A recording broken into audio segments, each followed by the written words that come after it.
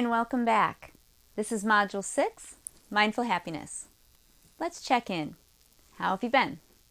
Have you been using your strategies to reduce your stress? Are you finding it easier to make it through stressful situations? Today we're going to focus on happiness. So we're going to look at that little smiley face and allow ourselves to be happy. In this module, you'll learn how to use loving kindness in your breathing exercises. We're going to focus more on gratitude and forgiveness and learn ways to use optimism to increase your happiness. Finally, we're going to identify ways to live even more in the present. Let's start with a 5-minute breathing exercise focused on loving kindness.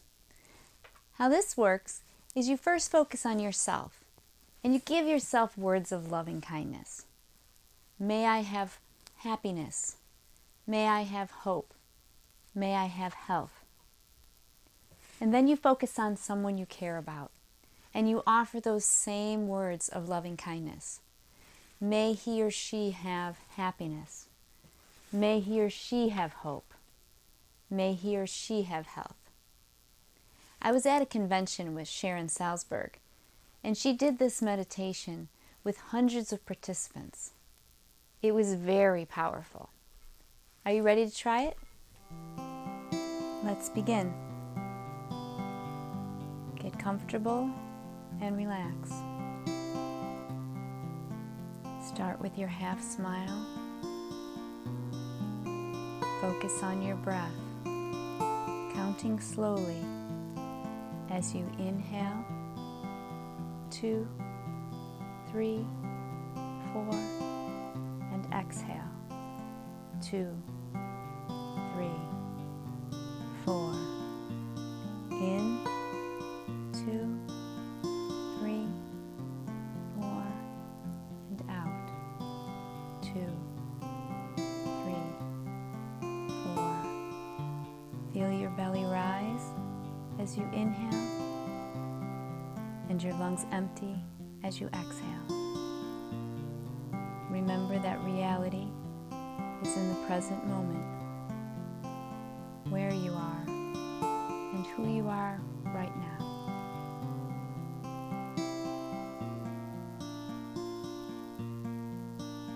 Now focus on yourself first and say words of loving kindness. May I be happy. May I be peaceful. May I be healthy.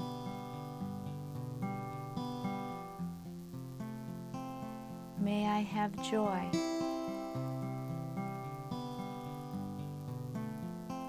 May I have gratitude. And so on.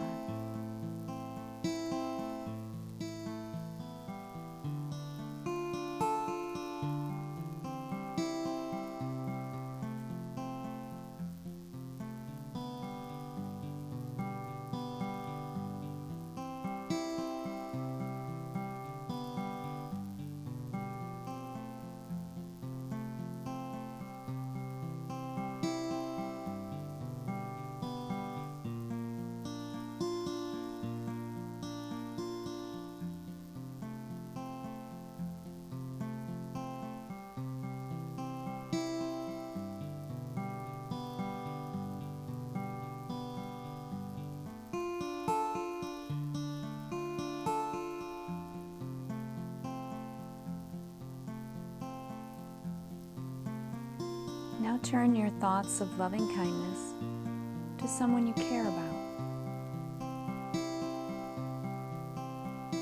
Say words of loving kindness. May he or she be happy. May he or she be peaceful. May he or she be healthy.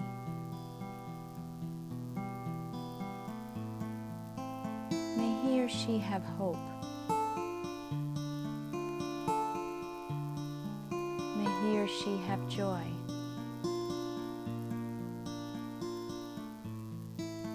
May he or she have happiness. so on.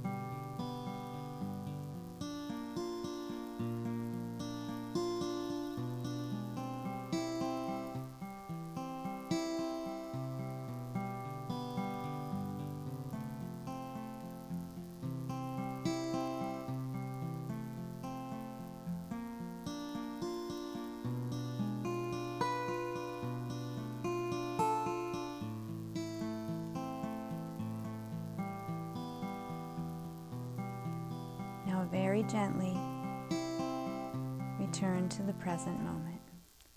What did you think about the loving kindness exercise? How do you feel now? Do you have more positive thoughts about yourself or about the person you care about? Could this be a technique that you can use to increase your own happiness? Let's talk about achieving happiness. In his book, Authentic Happiness, Martin Seligman described a formula. H equals S plus C plus V. S is a set range based on your biological parents. How happy are you likely to be based on your genetics? C are the circumstances of your life, your job, your relationships, money, your health.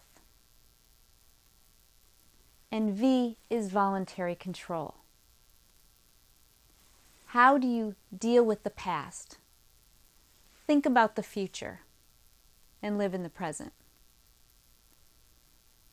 Based on this concept, you have control over a large portion of your happiness. So how do we take control of that piece of happiness? One way is through our emotions. We can start by targeting optimism, thinking that things will get better.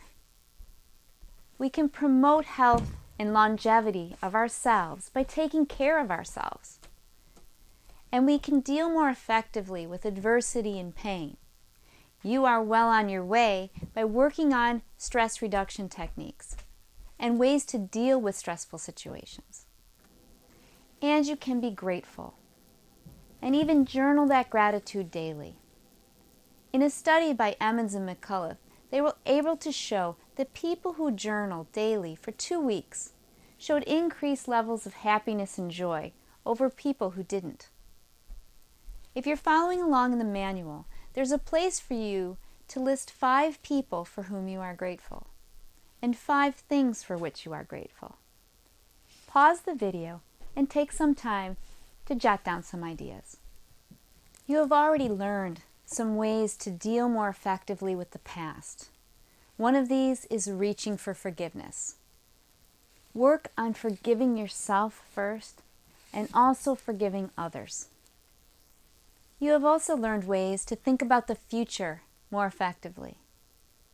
Most importantly, targeting optimism. When you have optimism, you have greater control and less stress. When you have optimism, you think about events as being temporary and specific to situations, and you know that things will get better. On the other hand, if you have a pessimistic viewpoint, you have less control and greater stress. You think of events as being more broad, more general, and more intense, and you might even generalize them to other events. And you think that they only happen to you. You also think that things will not get better. So you want to think about what's happening now, what's happening in the past, and what's happening especially in the future in an optimistic way.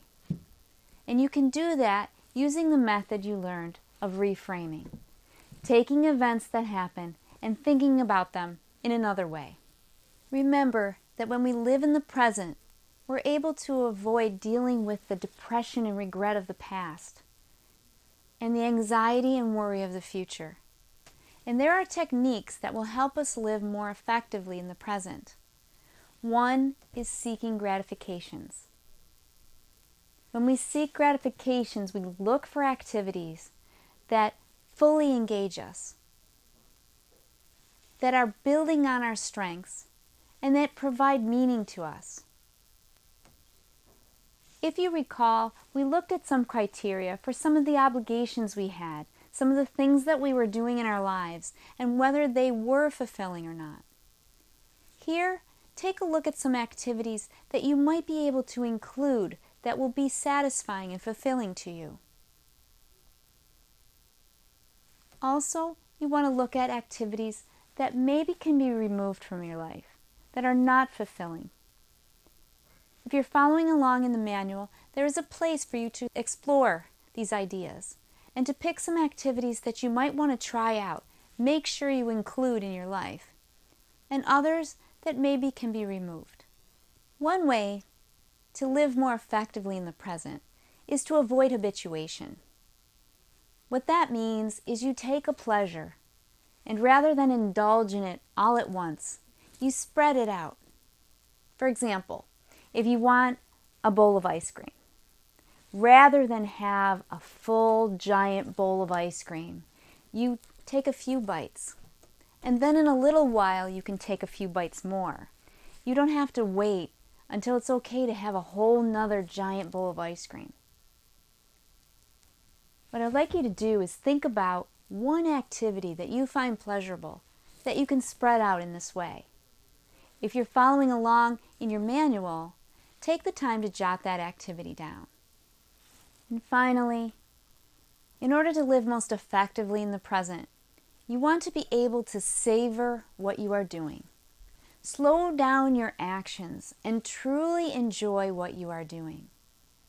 That requires you to unitask, to get away from the multitasking that the rest of the world is pressuring you to do. If you're following along in the manual, take some time to think about an activity that you could start to really unitask and focus on enjoying. Overall, you want to be more mindful of the present moment. You want to be aware and pay attention. And you already learned some ways to do that.